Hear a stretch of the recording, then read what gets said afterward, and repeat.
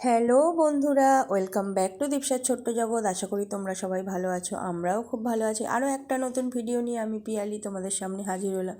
তো দেখতেই পাচ্ছ এখানে হচ্ছে ব্যাপারী এসছে সব প্লাস্টিকের জিনিসপত্র নিয়ে। তো এই দুটো সেই সব কানের দুল, তোমার গাটার ফাটার রাখার জন্য এই দুটো আর কি কিনেছি। কেমন হয়েছে বলো। তো একটু দেখলাম বেশ বড় বড় রয়েছে, ছোট ছোট কৌটো অনেক রয়েছে, কিন্তু ওইতে আর ধরে না, সব বেরিয়ে যাচ্ছে। ওই জন্য এই বড় বড় দুটো দেখে কিনেছি, একটা রেড কালারের আর একটা গ্রিন কালারের।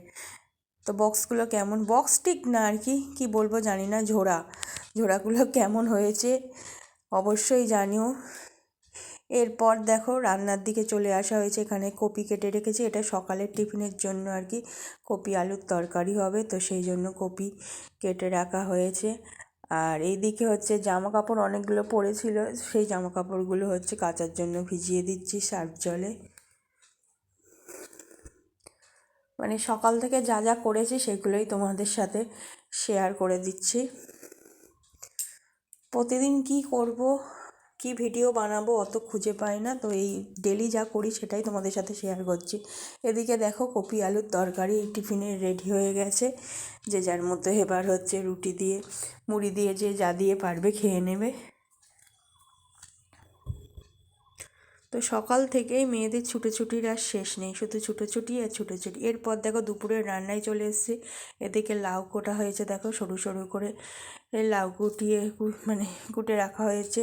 আর লাউয়ের জন্য এইদিকে হচ্ছে টমেটো, কড়াইশুঁটি সব কিছুই হচ্ছে ছাড়িয়ে নেওয়া হয়েছে। টমেটো কটা হয়েছে আর কড়াইশুঁটিগুলো ছাড়িয়ে নেওয়া হয়েছে। অন্যদিকে দেখো ডাল রেডি হয়ে গেছে, কারণ সব যদি রান্নাগুলো দিতে যাই অনেক বড় হয়ে যাবে ভিডিও, সেই জন্য ছোট ছোট করে জাস্ট কী কী হয়েছে সেগুলোই তোমাদের সাথে শেয়ার করলাম। এদিকে লাউয়ের খোলাগুলো রেখে দেওয়া হয়েছে, ভাজা খাওয়া হবে বলে। কারা কারা লাউয়ের খোলা ভাজা খাও অবশ্যই আমাকে কিন্তু কমেন্টে জানিও। এইদিকে দেখো লাউও বসে গিয়ে, লাউ মোটামুটি শেষের দিকে, দেখতেই পাচ্ছ।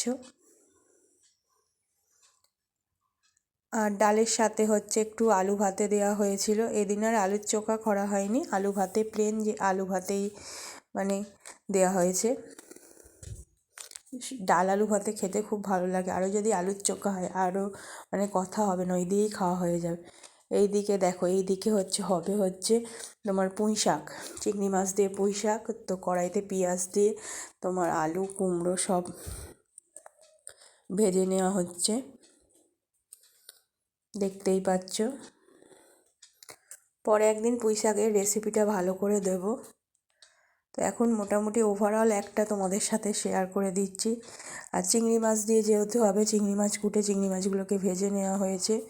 তো এই সাইজের চিংড়ি মাছগুলোই ভালো লাগে সত্যি কথা বলতে কি। এরপর দেখো পুঁই শাকগুলো দেওয়া, এইগুলো গাছেরই পুঁই শাক। এই পুঁই শাকগুলো আর কি কেনা নয়, গাছেরই পুঁই শাক আমাদের। তো এদিকে মোটামুটি পুঁই চিংড়িও হচ্ছে রেডি হয়ে যাচ্ছে, একটুখানি হলেই নাড়াচাড়া করলেই হয়ে যাবে, জলটা মরলেই। আর একটা উনুনে হচ্ছে ভাত বসানো ছিল, তো ভাতটাকে আর কি উবুর করে দিয়েছি ফ্যান গালার জন্য। আর এইদিকে এইগুলোকে তোমরা কে কী মাছ বলো জানি না, আমাদের তো খয়রা ইলিশ বলে। তো এই খয়রা ইলিশ মাছ নেওয়া হয়েছিল। খয়রা ইলিশ মাছ ভাজা বা ঝাল খেতে খুব ভালো লাগে। তো ঝালের রেসিপিটি আর তোলা হয়নি, তো ভাজাটাই তোমাদের সাথে শেয়ার করি। ভাজাটা তোমাদের ছবি তুলে রেখেছিলাম, ভিডিও করে রেখেছিলাম, তো ওই জন্য ভাজাটাই তোমাদের সাথে শেয়ার করছি। এটা ভাজা ঝাল দুটোই হয়েছিল। তো এই দেখো, এই ভাজা রয়েছে। তো মোটামুটি রান্না এইসবই, আর বেশি কিছু রান্না নয়। আর তোমাদের সাথে শেয়ার করেছিলাম যে টাইলস কিনতে গেছি।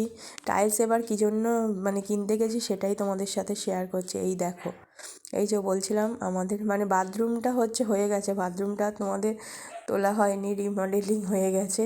এবার এই ঠাকুরথানটাকে সুন্দর করে টাইলস ভিট দিয়ে বসানো হচ্ছে।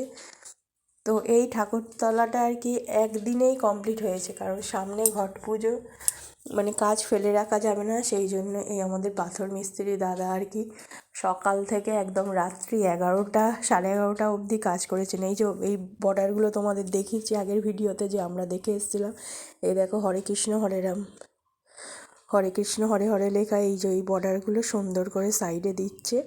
আর যে বিটগুলো গোল্ডেন কালারের বিট তোমাদের দেখিয়েছিলাম আগের বারে যখন টাইলস কিনতে গিয়েছিলাম, ওই যে মাঝখানে দেখো ঠাকুরের যে ছবিগুলো দিয়েছে ওর ধারে ধারে দিয়েছে। এই যে দেখতে পাচ্ছ, কতটা বুঝতে পারছো জানি না, ওর ধারে ওই গোল্ডেন বর্ডারগুলোকে দিয়েছে। তো ঠাকুরতলাটা কেমন হয়েছে অবশ্যই কিন্তু আমাকে কমেন্টে জানিও।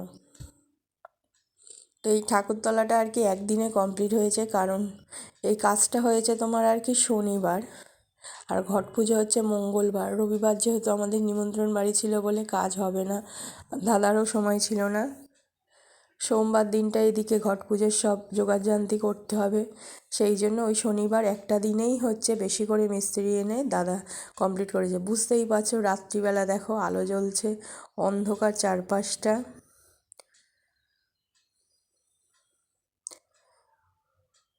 মানে ক্লিপসগুলো একটু এদিক ওদিক হয়ে গেছে। এটা আবার সকালবেলার দেখো, একটা দিকে টাইলস লাগাচ্ছে, মানে সকালেরটা একটু পিছনে চলে গেছে, রাত্রিবেলারটা আগে চলে এসছে।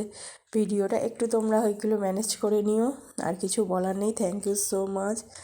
আর একটা কথা বলবো, যারা যারা নতুন আমার ভিডিওটা দেখছো অবশ্যই কিন্তু চ্যানেলটাকে সাবস্ক্রাইব করো, লাইক শেয়ার কমেন্ট করো, সব সময় এইভাবে ভালোবাসা দিয়ে যাও। এই দেখো এবার বর্ডারটা দেখো কতটা বুঝতে পারছো, দেখো এটা সকালবেলা তখন টাইলসগুলো সবে লাগাচ্ছে, আর তোমাদের আগে যখন ছবিগুলো দেখালাম তো তখন মোটামুটি কমপ্লিটের দিকে, শুধু মাথাটা বাকি।